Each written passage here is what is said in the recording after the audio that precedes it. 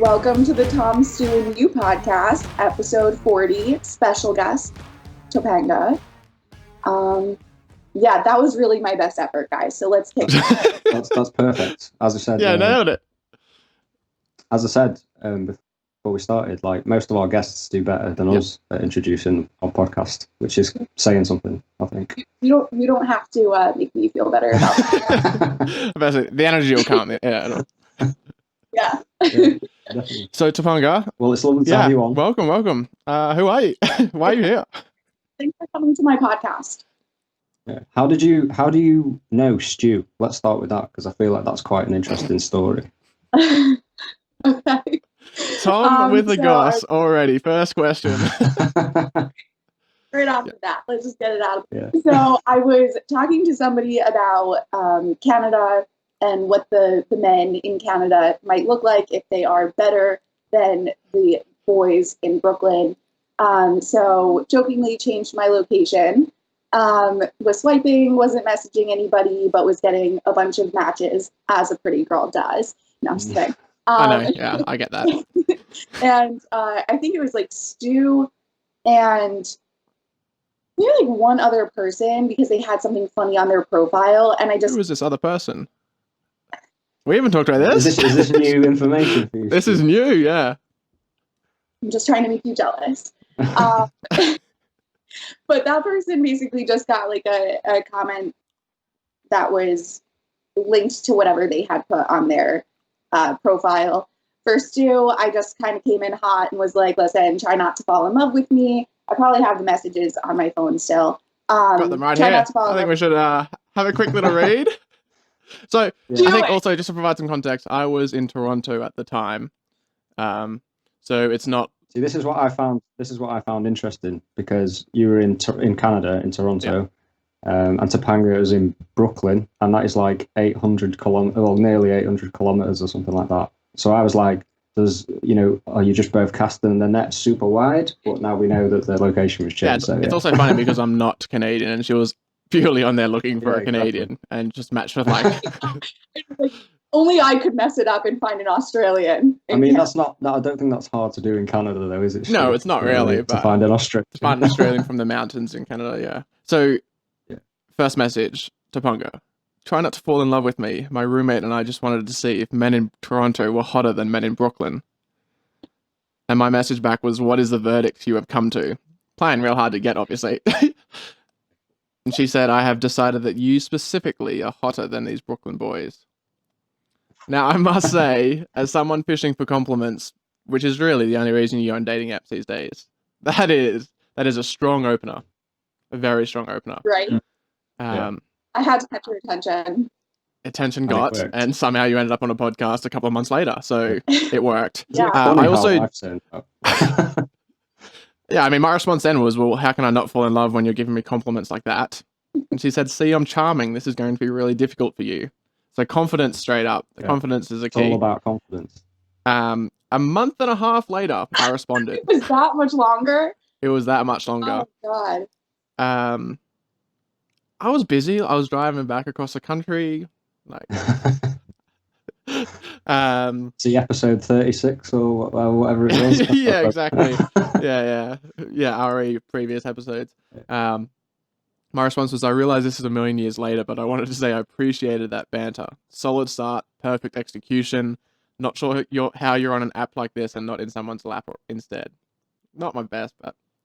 It wasn't bad. I liked it. I was like, okay, all right. So now we're like husband and wife, which is probably giving my mother a heart attack right now because she is not aware that I have eloped. No, just kidding, Mum.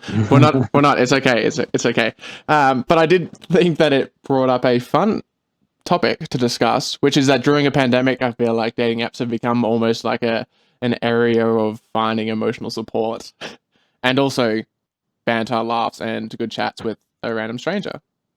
Yeah. I mean, that's one of my favorite things to do is just like meet new people and have a funny conversation. Sense of humor in a friend or a partner is just like so important. So finding someone who can kind of go back and forth with you just makes conversation so much better. Yeah. Absolutely. And also, like, I'm not seeing that many people around here right now because we're in a lockdown, but not really in a lockdown because no one's actually said we're in a lockdown, but also cases are real bad, so we're trying not to see anyone right now. Yeah. I'm not about to give up someone who gave me so many good compliments and then go into lockdown on my own. Like, I want to get those compliments every day. So you just keep me around for the compliments. For the record, Stu ego. compliments me a lot more than I compliment him, and tells me he's proud of me at least once a day. I believe it. I believe it. And now I'm sure if a psychologist ever listens to this episode, maybe they have a lot of things that they would bring up about this weird thing. But I think it's quite healthy to have someone who's geographically undesirable, as Topanga likes to say. Geographically undesirable. Yeah. That is interesting. And we can just chat shit and we talk about the dates that we've been on and like what's going on in our lives. And it's good to have Tom, you're a friend of mine that lives in a different country, and Topanga is too. We make it work. Yeah, we just happen to meet on a dating app instead. Distances make the heart grow fonder, that's for sure. Exactly. Yeah, it does. So, Topanga, what is your general? We talked about dating apps and things like that in the past, but what is your general opinion of these dating apps? Do you like them or do you hate them? Love-hate relationship, I would say.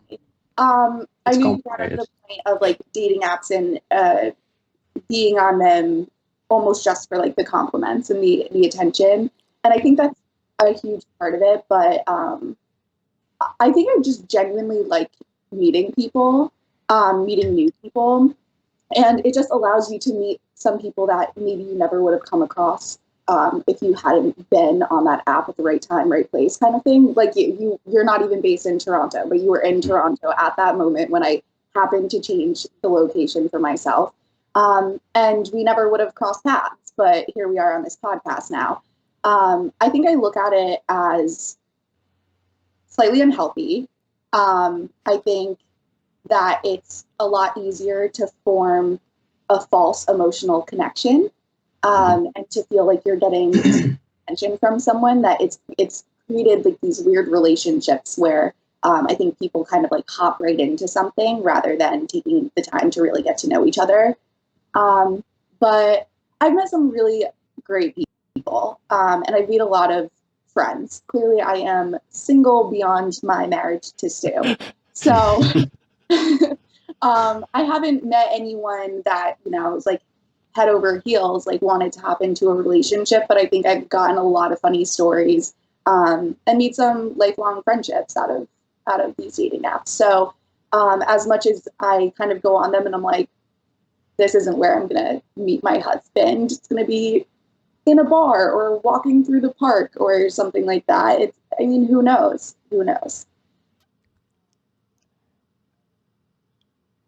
And I mean, realistically, it's 2020, almost 2021.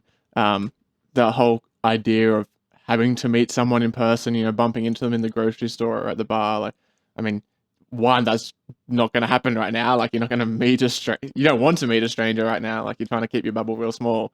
But also it is just like a romantic idea where sort of dating apps have almost been looked down upon for some reason, as if you can't make a real connection on there. When, for a lot of people, that's the only option they've got right now. Yeah.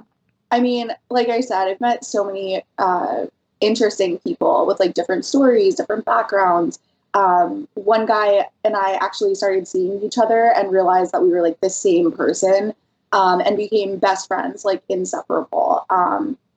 So it's been great. And I don't think that there's a problem meeting someone on an app. I think that's great if it works out. It just hasn't for me. But I also think that I like the idea of meeting someone in person because as great as my intro was to you, it can be really difficult to start a real conversation where your personality is shining through and that someone can actually like see who you are, just you're behind a screen. But in person, if I'm, before the pandemic, I was walking around smiling, laughing, making everyone around me laugh. And then a person sees you and just walks up to you because they feel like your personality is shining through in person. Maybe it's just across the bar and now they want to talk to you. So that's always been great. But yeah, clearly that hasn't worked out for me either. So Not yet. yeah, Yeah. charming as I think, guys. Maybe I'm not as charming as I think. Have you ever used dating apps to just? We spoke about.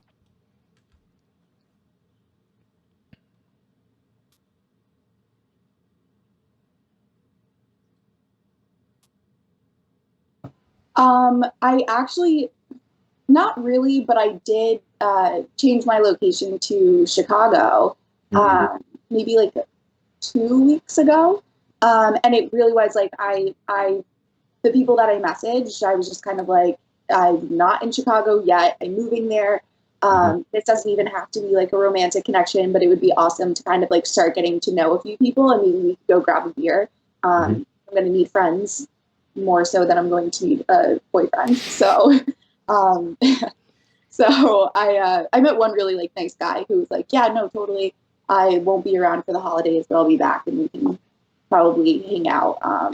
But he's like super strict about COVID. So he was just like the whole, like, let's have proof that, we got tested. And we kind of made the joke that in this pandemic, meeting new people is like the new unprotected sex. It's just like, who have you been with? What have you done? Have you been tested? So, I mean, really, I'm seeing a lot of parallels there. So, yeah, that's pretty much it for dating apps for me. But I've definitely had a lot of funny conversations. I'm a very funny girl. Can confirm. Stu can. Yeah. Outrageous is the other word I would use, but yeah. That can also be funny. I can't disagree with that. So. And so you're moving to Chicago, as you just mentioned then.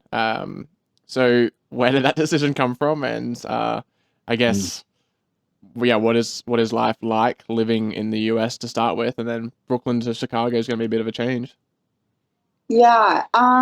Well, so it was kind of a spontaneous decision for me. My lease was ending, or like it ends January 1st.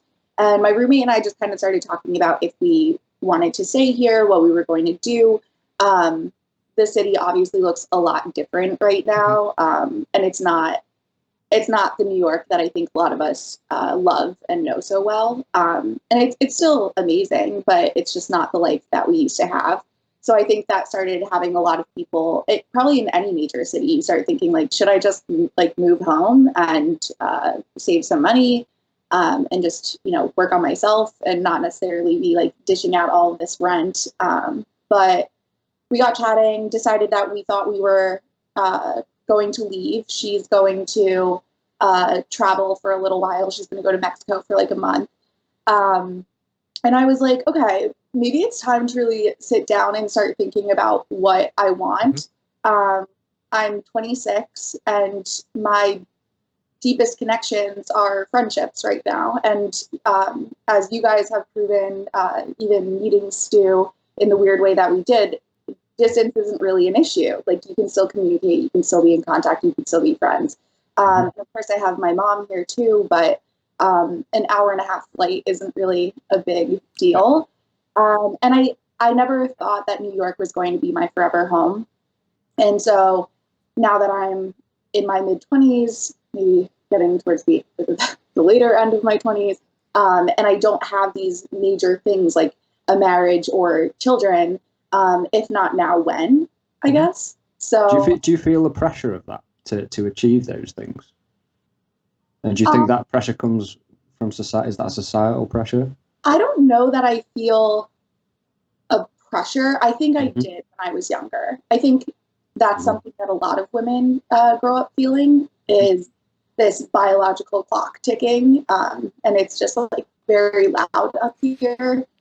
And then I think as I started becoming more independent and just like growing as an individual, I realized that, yes, it's something I want, but that doesn't have to be determined by other people. And I'm also a person that I don't like to settle. I want the best. I deserve the best. And so I'm not going to get married at 28 and pop out a few kids because everyone thinks that maybe I should do that before 30. I mean, but like I said, I want that future. But I'm also not white picket fence. I think that comes out in a lot of my stories is, I'm not like the white toast or this white picket fence. Life around me is, I think, exciting. And it's not about like running around and not ever settling down, but I just don't think that I fit a certain mold that is out there. So. It's a very. Do you find it hard sometimes to, or do you find that you, I don't know, maybe compare to where other people are in life with that, or compare to friends? Like I have a lot of friends nowadays who are married, settled down, have kids, and sometimes it is hard to, not look at that and go, like, is that what I should be doing? You do question it at times. Do you find that? I do. I think that I'm hard on myself sometimes, and even without that pressure that we were talking about, when I keep being asked to be a bridesmaid, which is fun, like that's great. But I'm also like, wow, a lot of people want me to be in their wedding. Bye. No, I'm kidding. I'm very happy to be in all of your weddings. Love you all. Good save. But I think, yeah, right. But I think as I'm seeing everyone get engaged, get married, have kids. My best friend of 24 years just got married. She has 2 kids with her husband, and I've been along for the whole ride. And that journey for her started super early. We were 18 when she got pregnant with their first. And so that didn't feel like, oh, is this what I should be doing? But now that we're all getting older and I'm seeing this happen, I think I started being hard on myself and wondering, like, what am I doing wrong? And it's funny or it's not funny, but when you start thinking like that, when it's not even about that for you, I think it's just like you see all this happening and you start thinking like, maybe there's something wrong with me. Maybe that's why I haven't found a person. But then when we talk about things like careers, which I know we were going to touch on, I want to focus on myself. I want to be my best self. I want to like myself and feel comfortable with where I am in my life. And I'm not going to put this like commitment, this forever commitment to someone if I'm not there yet. That's not to say you can't grow with someone. But I also think that I go through a lot of life being like, okay, I'm not necessarily there yet. I'm not necessarily there yet. But then when you see it happening for everyone else, you're like, well, why am I not there yet? Like, what's wrong with me?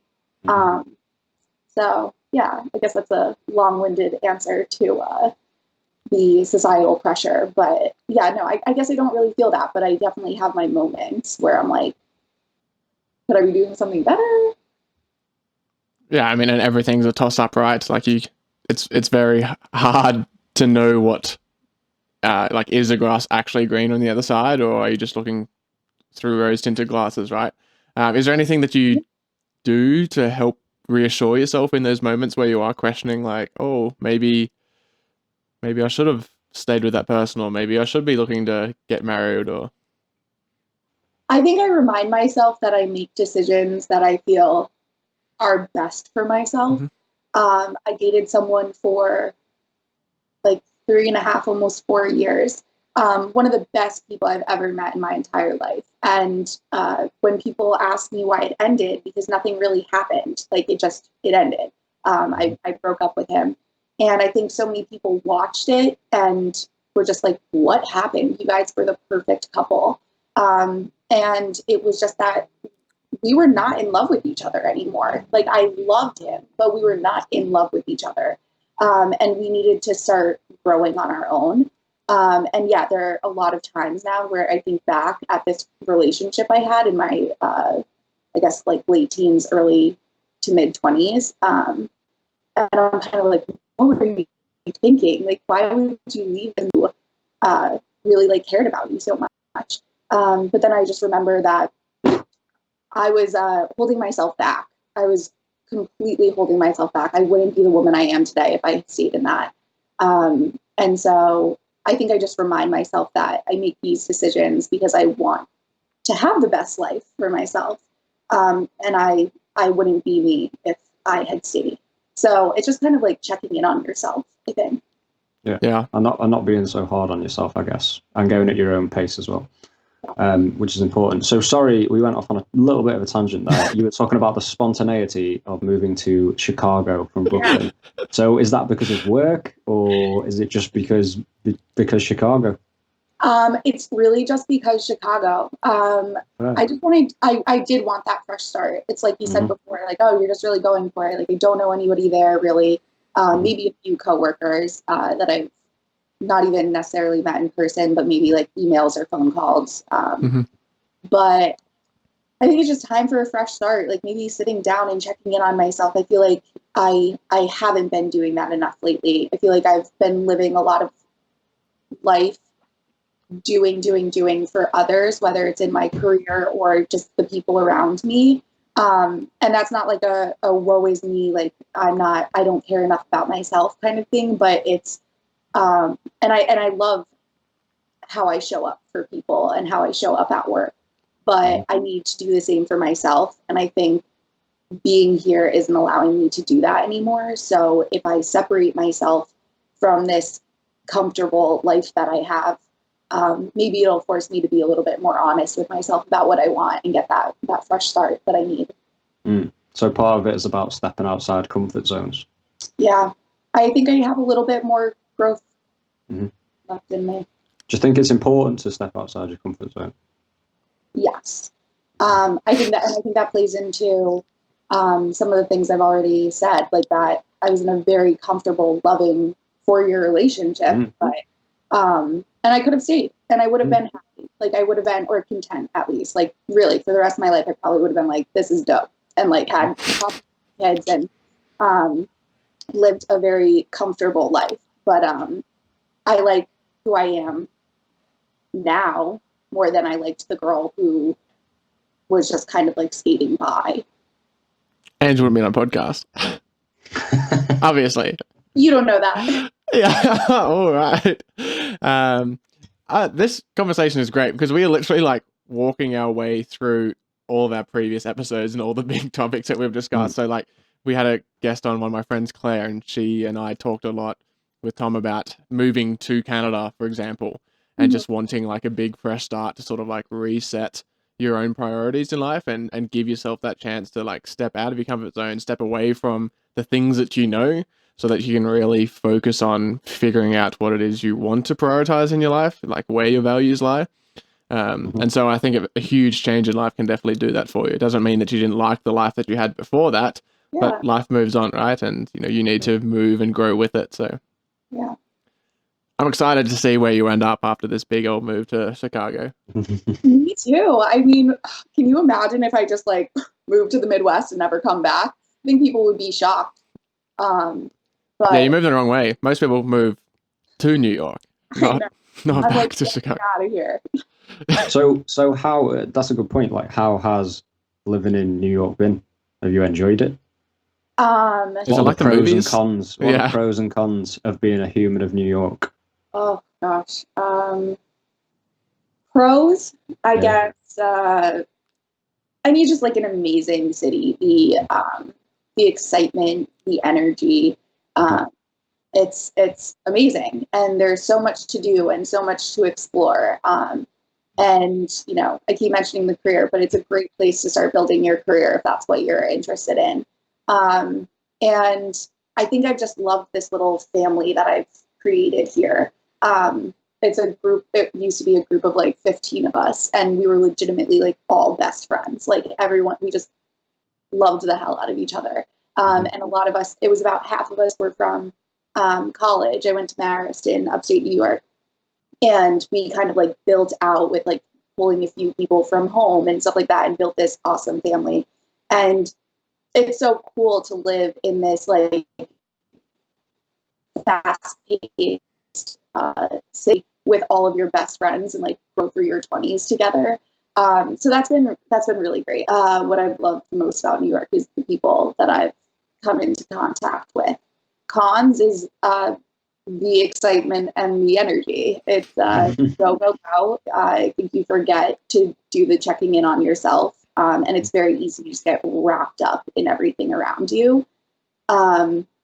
So yeah, I think I'm exhausted. I think that's kind of like another reason for the fresh start. I'm very tired. Just feel like I'm constantly doing something. And if you're not doing something, you have to find something to do. You're rarely going to sit in your apartment on a Saturday night. Like that would be weird. So like, yeah, I feel like it created that whole like FOMO thing for me. When I lived in New Jersey, I was like, who cares? I'm doing my own thing tonight. Maybe I'll have a few glasses of wine and watch Netflix or read 2 books. And I don't do that enough here. I'm constantly like, where's the party? Who needs to go to dinner? Who do I need to see today? Do I have to make like 3 dates back to back? Not necessarily actual dates, but like meetings with people. Sometimes though. It has happened. Yeah. But yeah, I think and personally those would be like the pros and cons. But especially like now with the current environment, it's been so interesting. And I think those have had like the positive and negative effects too. Especially like Black Lives Matter. Being in the city, it was really amazing to see so many people come together and want to show support and make a change. Like silent protests in McCarran Park. That's a park that's right next to our apartment here in Brooklyn. And everyone, you just like come together. Everyone was in masks. You just sit on the grass and you just be completely silent. And then eventually a few people would make some speeches. And the like the marches and everything like that. It was just really amazing to see so many people come together and show how much they care. Especially because I think when you think that East Coast mentality and people in the city, it's so easy to think that we are cold. I think I think that's something that people think a lot about people from New York City. And to see so many people coming together and really like caring and showing up, that was amazing. But it was also scary. I think you didn't really know what was going to happen most days. And so many people watched the news, and I think there's a lot of people back home where they were always so worried about me. It was constantly calling, are you safe? Are you safe? Are you safe? But it was hard because when you watch something like Fox News and you're seeing these crazy out of control riots in New York City, and then all of us here are like, that's not really the case. Like, I feel like they're replaying the same video over and over to make you super scared. And that's not to say it didn't happen. But I think that it seemed so escalated at certain points where everyone's like, oh my God, I saw Brooklyn, it's a mess. And we're like, the sun is shining and the man is still playing the violin in the park and the woman's still rollerblading everywhere. You know what I mean? Like I wasn't scared today. So what happened on the news that I missed in my own home? Like what's going on here? So I think that was something weird to navigate and to have to talk about with your family too, especially if maybe you suddenly started seeing that you don't see eye to eye with people in your life. So yeah, that was a lot to experience, but it did. I loved seeing everyone show up and come together who actually did care and wanted to make a change and still want to make a change there. Of course, we have the election too. That's been crazy in New York. But when we found out that the president-elect was Joe Biden, I haven't seen the city look like this in so long. Like since before the pandemic, it was like we were normal for a day. And it was like so cheesy, but I walked out the door. First of all, I found out from Brooklyn that he had allegedly won. I mean, of course, he's not technically there yet. But I found out from the cheering and the horns honking and everything like that. And it was like in 0.5 seconds, I was like, oh my gosh, Biden, like he did it. The guy did it. And then it was everywhere. And people were just like, they had their masks on, but you could see the smiles. And everyone was, socially distanced, but like talking to each other, interacting. And it just felt like that's not where we've been. Like we haven't been there for a little while now. So that was like one of the best days. And then yeah, I mean, just like seeing everyone kind of running around and not in a stupid way, but just like there was this new energy, this excitement, and I think real hope change. So that was also great. But again, not seeing eye to eye with people. I do have a few friends that I know are Trump supporters. And my friends that are respectful about it. And I think that it has to do more with financials than it does with anything in a social capacity, because that I would never be friends with someone who has like real hate in their heart for anyone, which I know doesn't even have to be someone's platform, but when hate gets entered into the chat room, it's easy to kind of make it a polarizing topic of black and white, not in the literal sense, but but also I guess kind of in the literal sense in this case. But they've been super respectful, and it's just been weird to navigate, especially with family too, because I know that there are Trump supporters in my family, but it's not who I am. It's not what I believe in. And we just try to find respectful ways to have the conversation, or maybe even not have the conversation at all if we know we can't be respectful about it. So that's a good approach to have. And I mean, it's a unique position that not everyone finds themselves in. But for those of us who do find themselves in a position where, you know, you have so much love for someone, especially if they are quite close to you, but you have such different beliefs about some of the core values that you hold dear in your life, it can definitely make for some awkward and tense situations. And I guess respect is obviously the very first step. So just making sure that you remind each other, or all those involved, that, you know, no matter what you believe in, you will still love them no matter what. It's unconditional, and it's termed unconditional love for a reason. But respect has to be the very first step. And if the discussions continually turn into an argument, then at some point respect is going to be lost. And so sometimes the easiest way is to just not have those conversations with those closest to you, and have them with everyone else in your wider circle that maybe you can have easier conversations with. Start there and then build on that. Yeah, definitely. Because as you say, I don't think, you know, it's not because they come from a place of hate for anything. It's just a completely difference of both life experience, but current and in past experience.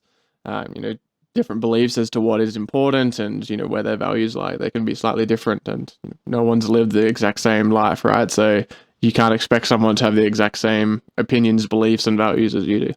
Yeah.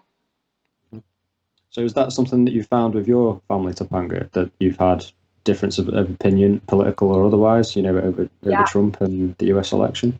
Yeah, definitely. And I think we had to, there was one conversation, there wasn't like disrespect or hate in it, but I think there were two of us in this conversation. I think it was last Christmas, maybe. There was a small group of us together for the holidays. It typically is.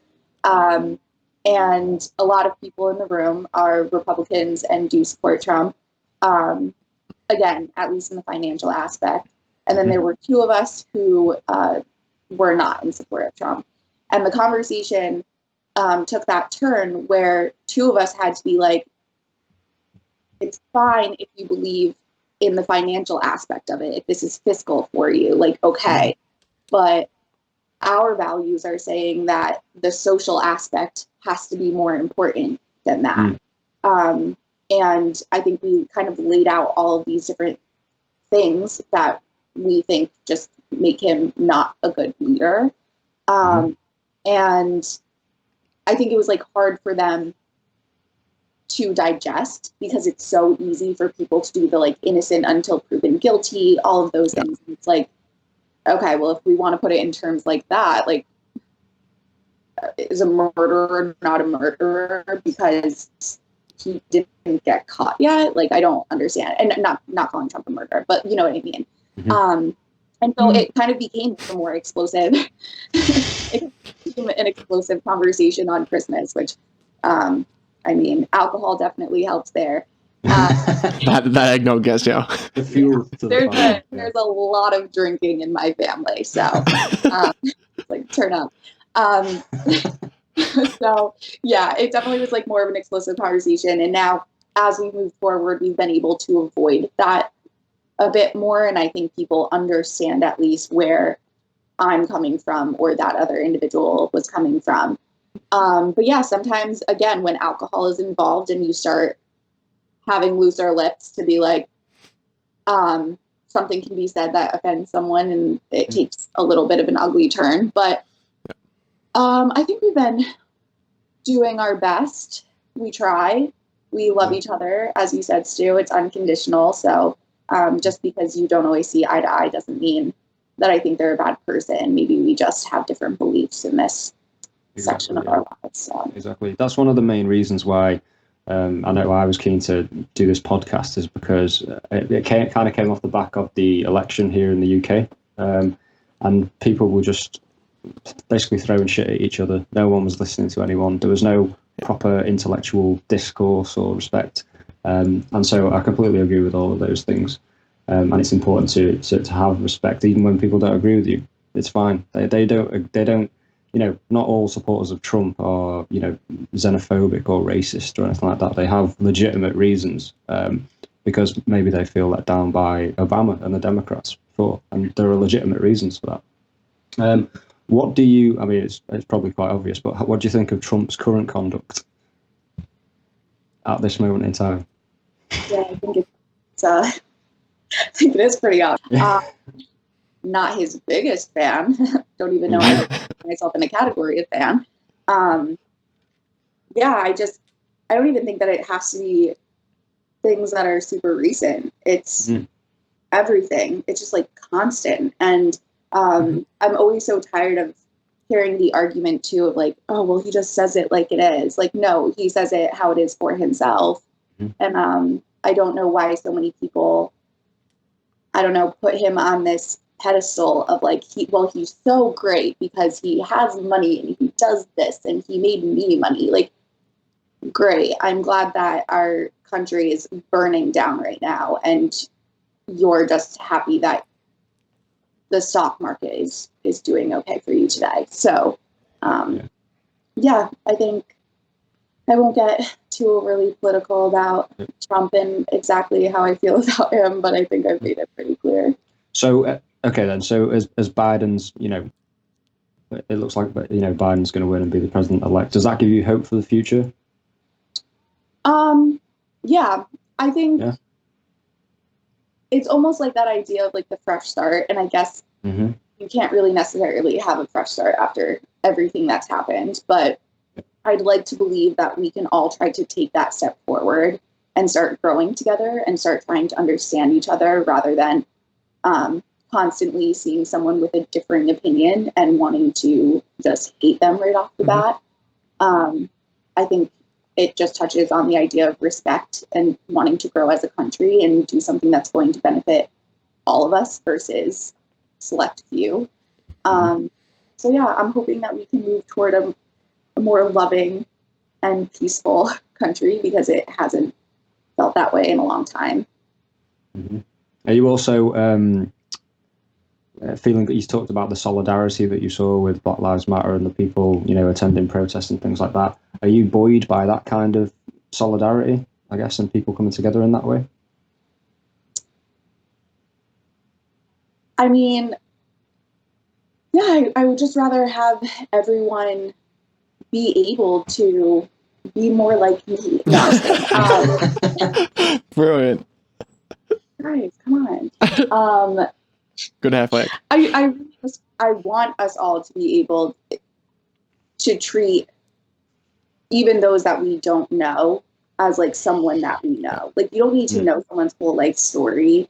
Or it's I guess it goes into like, you know, when maybe your parents used to say like, if you have nothing nice to say, just don't say anything at all. And then other people say like, treat the janitor as you would. I think you just like everyone should be looking at each other with a level of respect and coming together and trying to work together before they decide that you need to prove something. So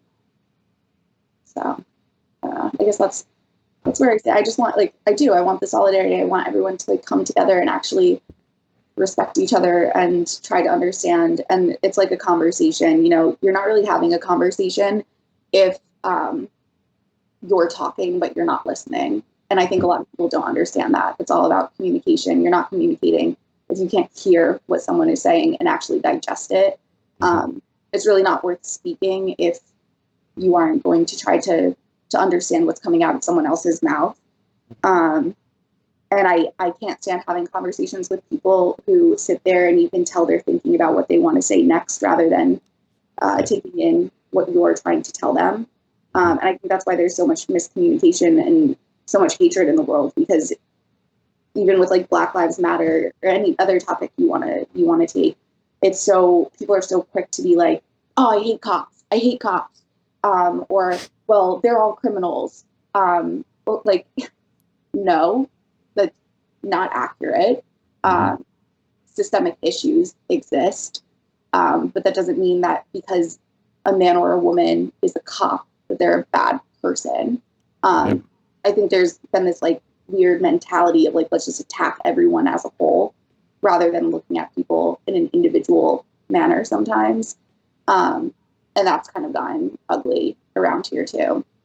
But yeah, I would rather we just can like meet people and have healthy conversations, listen, come together.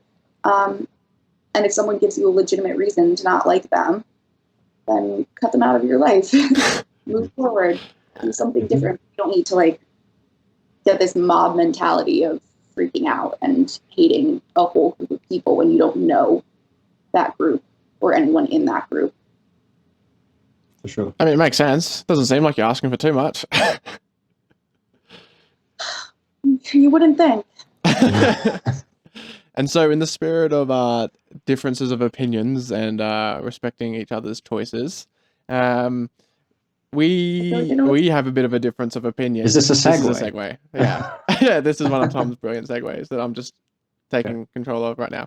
We have a bit of a difference of opinion, which is, I mean, you're a great person to chat to anyway, but this is half the reason why I wanted to get you on the podcast. And that is because Tom and I have talked a lot about how bullshit capitalism is and how we gave up our careers in the professional area. You couldn't leave it, could you? I couldn't. No, of course, of course not. However, you have expressed to me many times in the few months that we've been chatting about your... What are you saying? I'm competitive? Yeah, about your drive to become the young VP at your company. So maybe you want to talk a little bit about what it is you do for work and what it is you're hoping to where you're hoping to take your career. Yes. I did listen to the episode. The Bullshit Jobs episode, just FYI, episode number 4, everyone. Yep. Number 4. Definitely do that. Actually, before I even jump into this is so embarrassing to say out loud, but I had to tell you because I thought it was hysterical. Last night I couldn't fall asleep, so I was like, oh, I'm gonna re-listen to it because I felt like I was kind of like working and listening in the background. Is like, how would I actually listen to what they're saying this time? And so last night I put it on, and I must have gotten so tired at one point that I fell asleep. So you don't have to be, too diplomatic or polite about it. We do that to a lot. Yeah, we've had this constructive criticism before. You guys were talking, and I must have just finally gotten like so tired I fell asleep, and your podcast played all night in my sleep. I just listened to the two of you speak to me all night. I knew so you. That's where all I'm listening to. Yeah. Oh, wonderful. Like, you basically worked your way into my dream, probably, because, it was just your voices. I woke up, I hear Stu's voice, and I'm like, what the hell is going on? I'm like on episode like 30. Okay. So yeah, that was funny. I mean, thanks for boosting our listen numbers. That's great. I'll get a notification. Someone has just listened to so many. A lot of people, so I'm not sure how great your viewership is here. Yeah. That'll be a snippet. I'll get that snippet and I'll post it on all of our social media. Yeah. If you have trouble sleeping, we have been told our podcast can help. Yeah, better than melatonin. Yeah. And cheaper. Yeah. Very true. But yes, I work in public relations. I am in the financial and professional services sector of my company. So I do a lot with fintech, your average financials, and I work my ass off. Like I'm constantly working, and Stu knows that it's all the time. But I love it. I'm passionate about it.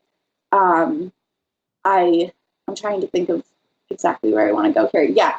So I want to be VP. I think by the time I'm trying to give myself a little bit of lenience here. By the time I'm like 32, I would love to be VP. I think that I prove myself every day. And that doesn't even have to be to like other people at the company.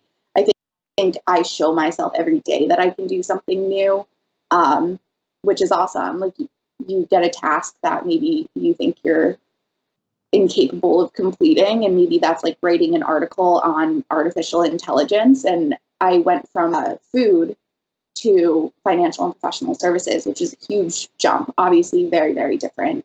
And it was like week 2 and they asked me to write this article. And I was like, I don't know anything about this. Like, how am I supposed to write this? And then I ended up doing an amazing job.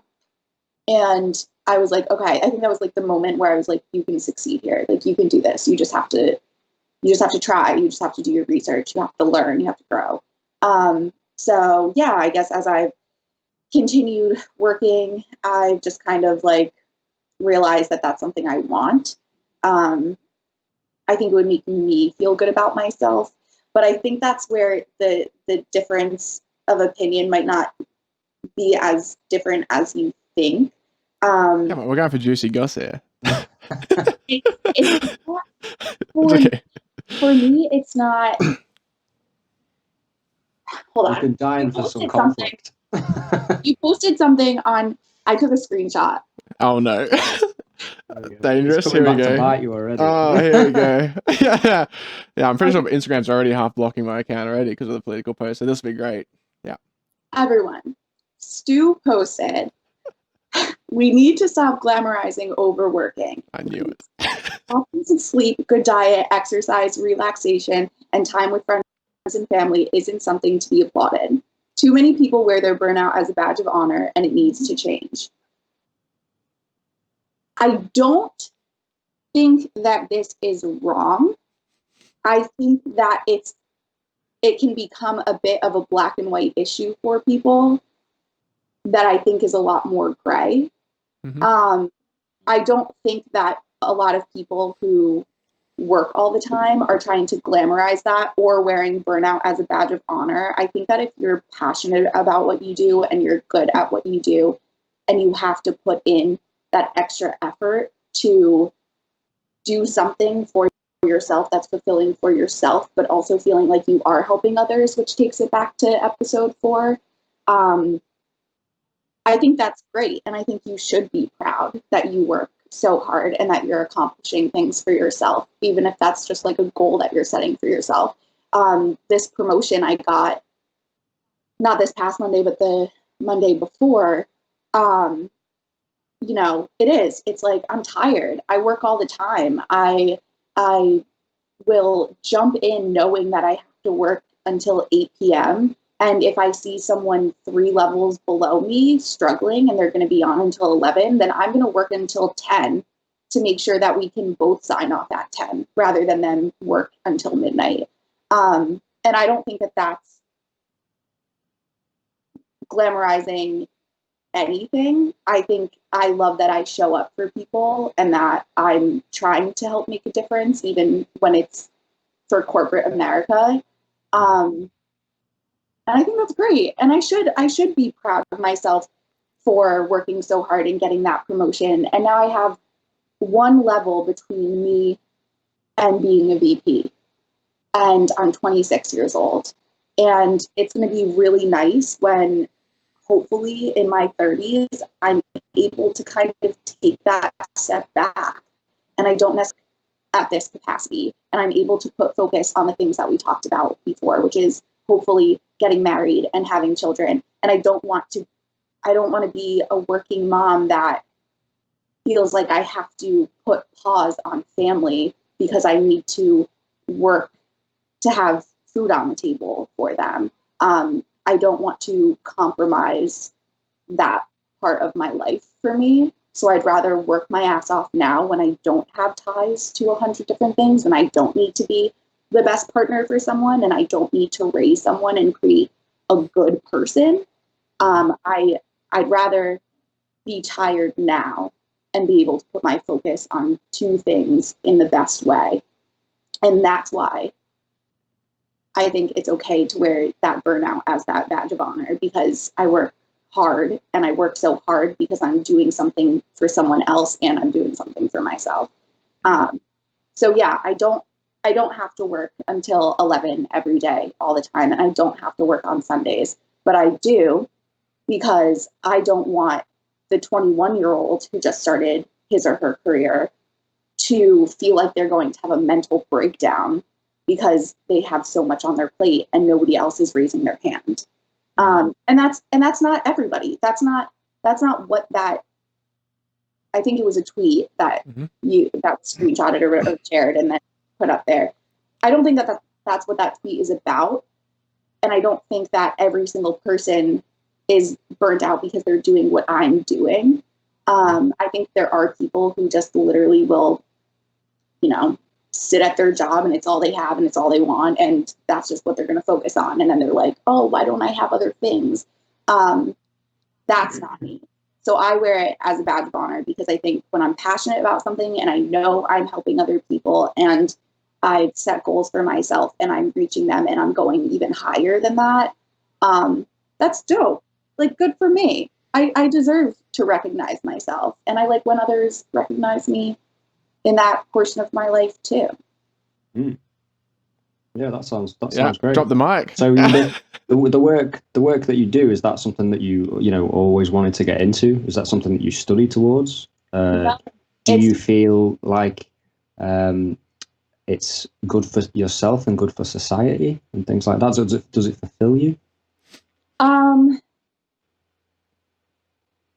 feel like that's not an easy question. Sorry. Yeah. Damn. Stop with the hard stuff.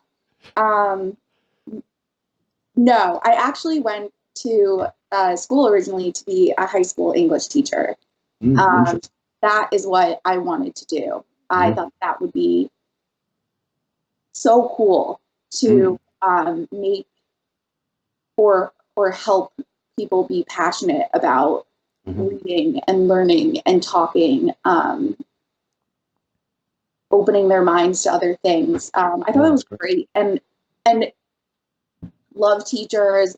This is not meant to be mean. I am so tired of so many girls doing the whole like, oh my God, I want to be a second grade teacher. It's just like, what about middle schoolers? What about high schoolers? Do you maybe want to be a professor one day and help someone achieve something great? That's not just, elementary school teachers, you're dope. I love you. Some of my favorite teachers were in elementary school, but I don't understand why at this school that had such a great teaching program, I was sitting in a classroom surrounded by like 30 girls who all wanted to teach the same exact grade. And I'm like, what is the difference there at that point? Like, I guess I was just very confused about what they needed. And then I wasn't getting what I needed because my classes needed to be dedicated to, all of the girls and the one boy who was in my class. It was dedicated to elementary school. And I'm like, how are you helping me become a high school teacher? So you wanted to be a high school teacher? Yes. Yeah. I wanted to sit down and have Socratic circles and talk about literature. 16-year-olds. Sure, it would be a very interesting conversation.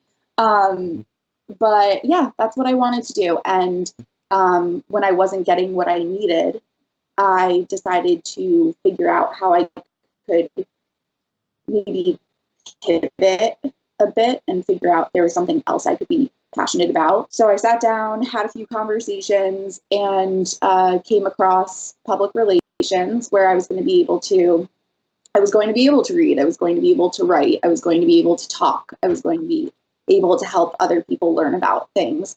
And I was kind of like, wow, those were things that I wanted to do as a high school English teacher. So maybe this is something I can put focus on. And I started looking at, so I did public relations and advertising.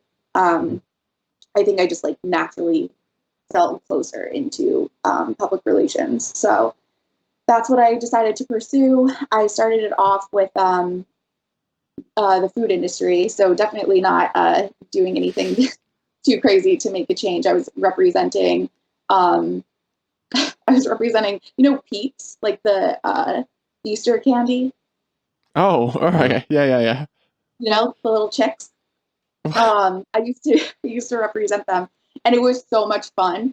It was great. They were amazing. I worked with so many amazing people, and I got to go to like these fun little things, like something called the Peep Show, where it's That's like legal. people save and buy all these peeps, and then they like build life-size sculptures out of them. What? It was awesome. And so I went to this, and someone made Belle from Beauty and the Beast out of all of these peeps, and it was like the coolest sculpture, one of the coolest things that I've seen. And the new Beauty and the Beast was like coming out in I don't know, like a week or two. So I decided to pull together a pitched it out. It basically like started to go viral. And I was like, that's so cool that I just did that. Like, I just did that. I sat there, I thought strategically, like a few things together. And now everyone gets to see this awesome sculpture that this woman made. So that's like where I started. And then I went into financial and professional services because I was just ready to make a change in terms of where I was. And that was kind of linked to this new life I was creating for myself. I had just exited my relationship, decided I was going to move, and I was going to kind of reinvent my career too. It was on a specific client that I still work on. And I was like, well, I don't know anything about this, but I'm going to try. And one of the women who interviewed me actually said that it was between me and another girl. And the other girl was technically more qualified, but they chose me because they felt like I was hungry for it. Like, they were like, this girl is going to, like, she wants this. Like, she cares about this. This is something that fulfills her, makes her happy. Like, she wants that. She has the drive. So they chose me. And I was like, that's awesome. Thanks for telling me that in private. I'm like, oh, so you're saying I'm not qualified? Yeah. Good takeaway. Double-edged sword. But yeah, so I just kind of like kept growing there. And yeah, it's easy when you're like, oh, I'm in fintech. You're kind of like, okay, so like, what are you doing to help others? But I've worked on some really awesome programs, and done a lot of work in creating like a more inclusive future and working with the gig economy and figuring out ways that we can make things work for them and not have them be completely excluded from the economy, basically. And then just like work in other countries, or encouraging young girls to go into STEM, which, back to episode 4, you were talking about doctors, and that's part of STEM. Like, but so many girls aren't pursuing that because they aren't encouraged the same way that boys are from a young age. So it's really cool to be able to work in these programs, and encourage girls to go do something new, try something new, go be a doctor, be a scientist. Like, you don't have to be a second grade teacher. Like, that doesn't have to be it. And again, it's like no hate, but I think it just feels constant. I'm like, how many girls am I going to talk to? And that's their choice. Like, I started to wonder, because I made that choice too. I was like, teacher, and that's such a great profession. But then you get to a point where you're like, well, how come every girl I talk to wants to be a teacher? It's a little bit like being on a dating app and every girl just being in digital marketing or PR.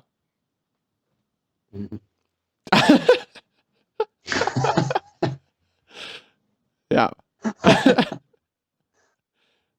The divorce. I was gonna say, that was careful. You'll get the silent I don't think I've ever treatment seen her soon, and that speechless doesn't bode well before. for a podcast. I also, I don't yeah. know what to do with that, Stu. I like that you've also answered all of our questions before we can even get them to you. Yeah, you're very good at just Sorry. like a very rounded conversation. It's one-sided, but it is touching on all the points we wanted to ask you anyway.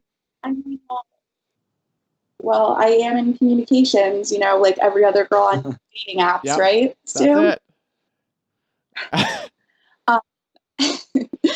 That's Yeah, but yeah, so it's become fulfilling. Mhm. It was something that I love writing. I love communicating. I love being around people. And this career to do all of that.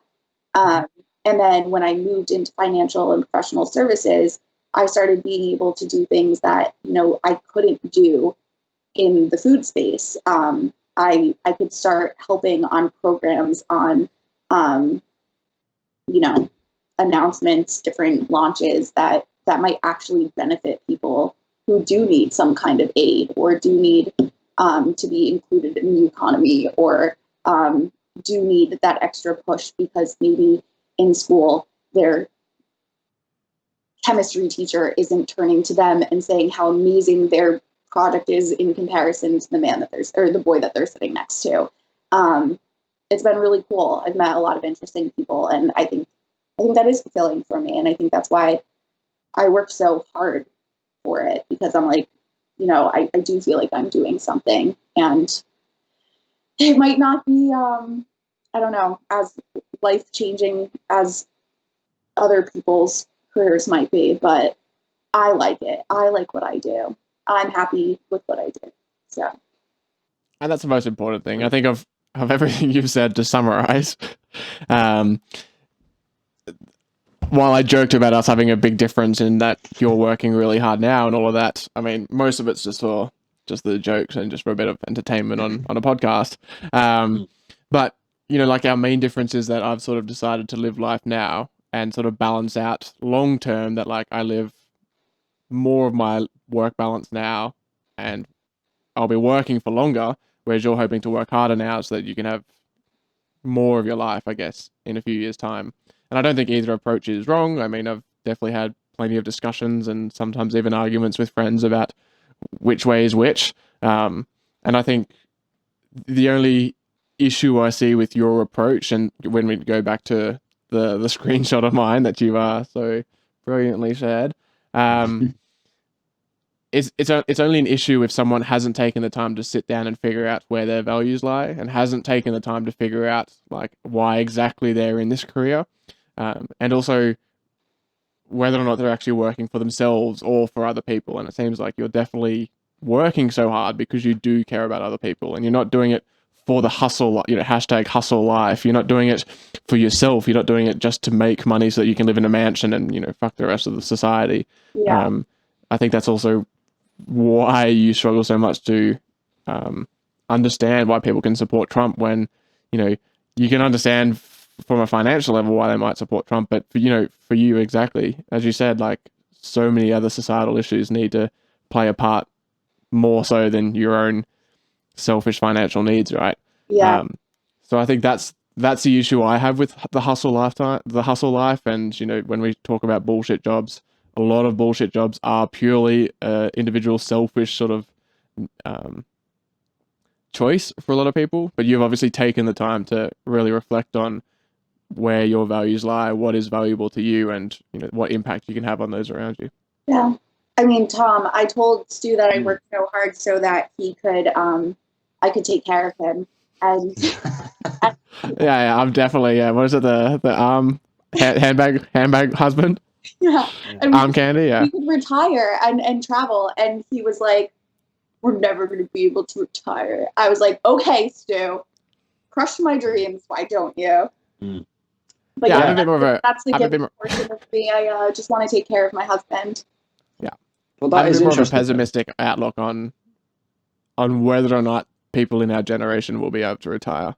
And I mean, it's easy for me to just say the research suggests, but I think like a lot of other people that are much smarter than I am have also also hold similar beliefs in that retirement, in what we think retirement is now, isn't likely to be something that we're ever going to be able to achieve.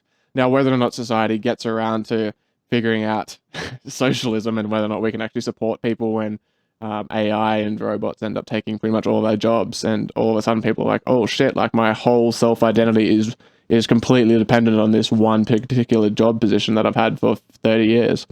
That's not a healthy way to live.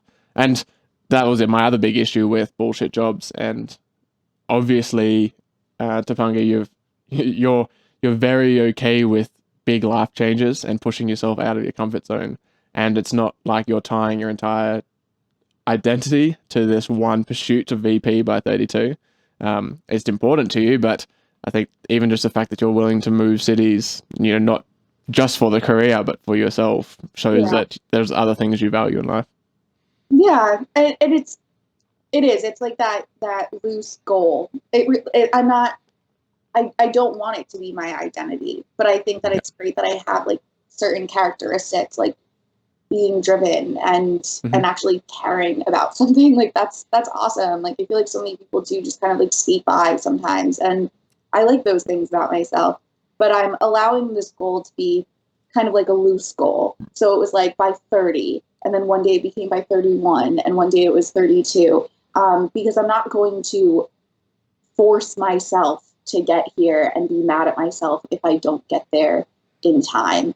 That goes back to everything. Like I'm not going to force myself to have children at 29 if I'm not there yet, So I'm not going to put an age that's like, a definitive, this has to happen for VP. But I think it's just something to reach for, something to, I don't know, check in, I guess. It gives you motivation, right? Like having a goal is motivating. So without that, then it makes it harder to get through those periods in time when you are working and you don't really want to. You have this thing where you're like, oh no, this is where I actually want to get to in life. And that's obviously something I struggle a lot with because I don't have that definitive goal just yet. Like I feel like I'm getting closer to figuring out what it is and where it is I want to take my life. I mean, I've just got 6 more years until I'm allowed to retire because my wife's going to be able to support me. But realistically, I have to figure out what I'm going to do for 6 more years.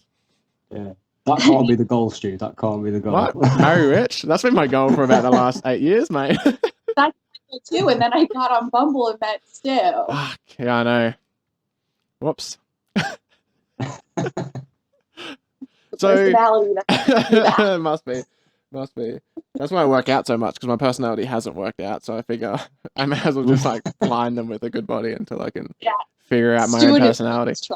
So talking about goals, then, have you sort of sat down to think about like where the next 50 years takes you? Like, are you a long-term planner, or is sort of like VP by 32 a short-term goal enough for you right now?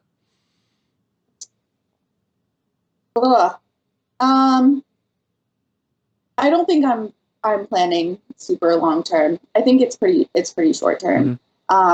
Maybe more of that like 10-year capacity versus where I'm going to be in 20 years, because I have no idea. Trying to take it step by step and again, not put too much pressure on myself, because I tend to do that a lot. So I try to like make sure I'm not stressing myself out with too much of the future.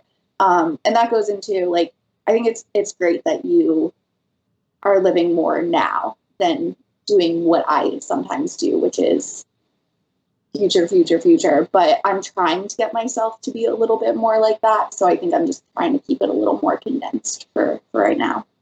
I think that's enough. It's all that balance, right? You said, You said earlier that if you were to get to VP, it would allow you to step back and perhaps like work on things that you would want to work on or dedicate your time to. What kinds of things are they? I think that it is the family aspect. I grew up in a home where I think I didn't get what I hoped to give. And so it would be really nice if I was able to be there and be present, and not feel like I have to work those crazy hours and then, not show up to my kids' play, not be able to take them to the park or, things like that. I feel like it sounds kind of silly when you say it out loud, but it matters to me. I want. It's not silly at all. Yeah. No. That's the important stuff. That I'm present. And I think that because I care about my career and because that's what I really have right now, it's where I put so much focus, and I forget to focus on myself. I forget to do things for myself. But I don't want to forget to do things for the people I love. And so it's important to me that I'm able to kind of like step back at a certain age and put more energy into something that will be even more fulfilling to me than a career. So when you get to the higher echelons of the company, so to speak, it becomes the case that you can work less. I think Hopefully. I think it's very, Is that optimistic or naive? Yeah. I think it's very dependent on the person, because I definitely work with some people who are like very high up and working a ton. And then I get a little scared and I'm like, oh no, is this forever? Like, is this actually forever? But my company does have like really great lenience, I would say, in terms of like making sure that, especially even in this pandemic, if you are a working parent and you have your kids and maybe they're not going to school right now, maybe they are, but it looks really different. Making sure you can flex your time. Like maybe you're logged off for, I don't know, maybe you're logged off from like 3 to 7, but you put the kids to bed and have dinner, and then you log back on for a little while. It's still, I mean, that's still a really fucking long day. Like, can you even imagine taking care of your kids, logging off? I'm like, no, please. But I think that I definitely work with people who have found a flexibility, and but that's about holding yourself accountable.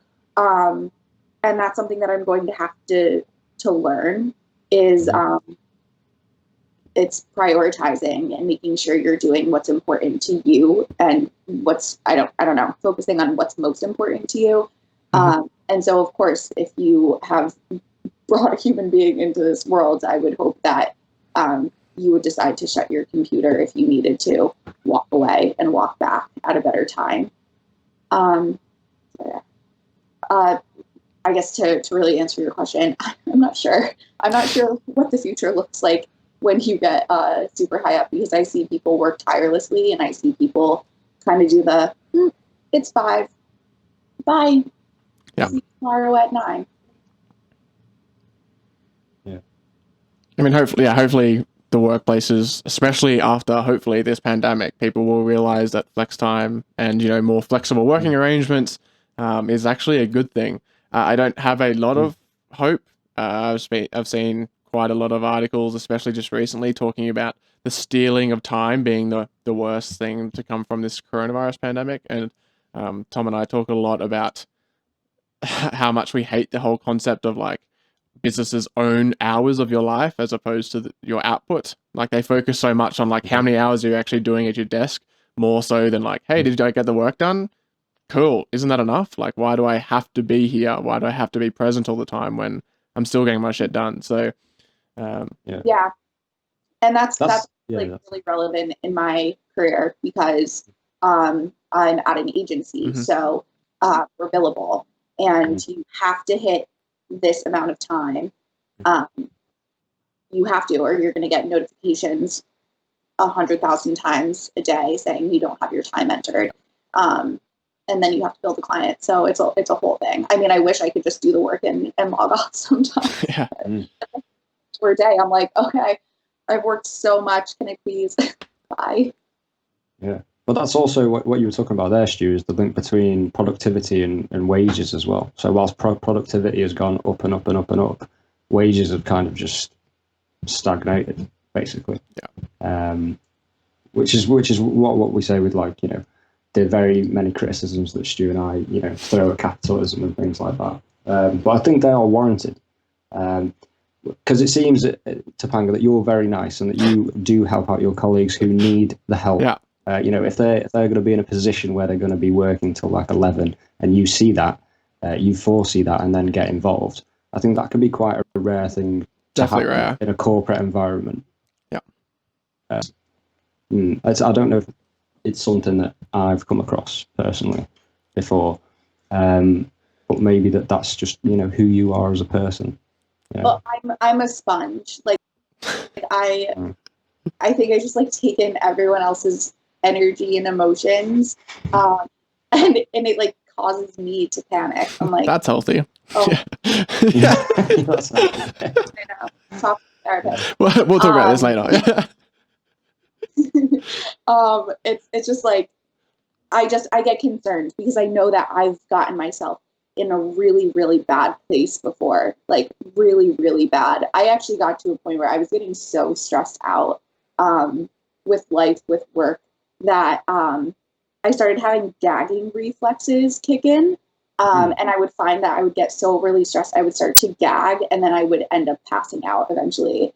And that's when I started realizing there is an actual issue. Yeah. And I see these kids come, in from college, and they're ready to start their career. And I'm like, oh my God, please, like, don't be me. Like, don't do that to yourself. Like, don't even allow yourself to even get close to that. So now I feel like, now that I have that a bit more under control, I can take a deep breath. I feel like I'm getting to a point where I'm able to call the shots a little bit more. And maybe that gives us a little bit more flexibility in terms of a deadline or having a conversation with a client where we can push back a little bit if we absolutely need to. And because there's that, I have some more management there. I don't want to see the 21-year-old get the gag reflex and pass out at their computer. So maybe not everyone approaches it like that, but I'd rather have a team mentality of like, let's help each other. Let's do all hands on deck if we need to, because if we all have to work till 8, I'd rather we all work until 8 instead of this account coordinator being logged on until 1:00 in the morning and then signing on again at 7 because they don't feel like their workload is manageable. Like that's awful. And, sometimes you can't add another person to the team. It's very dependent on money. So Yes, I don't want anyone to. Yeah. I mean, another criticism of ours. Yeah. Yeah. Yeah. Well, sounds like you're definitely on a path to figuring things out. Maybe. And trying to change things from within, as it were. Yeah, that's what I was going to say, because like what you're doing there effectively is a form of solidarity in helping someone else out with their work. I mean, gagging reflexes and feeling like that due to work it should not happen. I don't think you should not be feeling like that. But certainly taking that experience and like turning it into a way of helping people, I think is a form of solidarity in a way, rather than being atomized and going, oh, that's nothing to do with me or whatever. Which is what people can do. It's often like a rat race. It's described as, especially if you're going for positions such as yourself, like VP. It's often like dog eat dog, isn't it? Yeah, I mean, I think the way that I work and the way that I show up too has made me this like hot commodity of people wanting me to be their manager. And I'm like, hey, what's going on? What'd you do this weekend? Hope you're going to drink 5 glasses of wine tonight. Like literally, like I'm like, please sign off soon. Like I'm that person who's like constantly showing up and being like, please sign off. Please, like it's 7:00. Just sign off. Like go have a glass of wine and decompress. Come back tomorrow. Like there's nothing else that you need to hand to me today. So please, like that. And then I'll sit there for like 2 more hours. Yeah, it's interesting. You don't take your own advice. Yeah, maybe listen to that Bullshit Jobs episode and just all our other episodes. Like, just fall asleep to us every night, and then maybe I know we'll get you on in a month, and you'll be like, "All right, I'm done." Yeah, completely different person now. Yeah, but I just became a manager, and I'm like super excited about it. I don't know how good of a manager I'm going to be, but I'm going to try to be the best. So, is that a mug with your own name on it? Oh yeah, it's from one of the weddings I was in. Oh, okay. Nice. Like, is that your manager mug? Yeah. Just reminding everyone who it is. Just a little subconscious, like, this is me. Hey guys, in case you forgot, it's me. What do you think makes a good manager? My response was that I have no idea, and that I'm pretty unmanageable, and like every manager I've ever had has been able to be hands off. I don't need them to check in and ask me if I'm going to get things done or ask me questions about my workload because I'm just an open book. So if like I have a problem with something, I'm probably just going to come to you, tell you what the problem is, or deal with the person that I need to deal with. I needed to have a new manager because my manager was going out on mat leave, and I literally turned to the person and went, "Hey, can you be my manager? It doesn't require anything. We don't need to speak. I just need a name down on paper." Is that how you approach? Is that how you approach dating too? Yeah. Just need a name down, yeah, just to keep mum off my back. I'm my own husband, but it would be nice to have a pretty face to look at sometimes. That isn't my I feel like I'm not sure, but that's exactly it. I think the best thing that I can do right now is be open and just make sure that the communication line is there, and I keep going to him and being like, let's have a standing meeting on Fridays because this is new for me too. So let's do like every Friday, we're going to sit down for 30 minutes, basically like over Skype. Talk to me about your workload. Tell me if you're overwhelmed. This is new. This industry is new to you. So, acknowledge what you don't know, like know what you don't know and tell me about it. And we'll try to work together to figure it out. Tell me 2 things that you want to work on or work toward. And let's think strategically on how we can get you there. And then I've also just been saying to him to come. This is going to sound so weird. I'm like, can you please like come to me with notes on how or thoughts on how I can be a better manager for you? What do you need from me that I'm not giving you?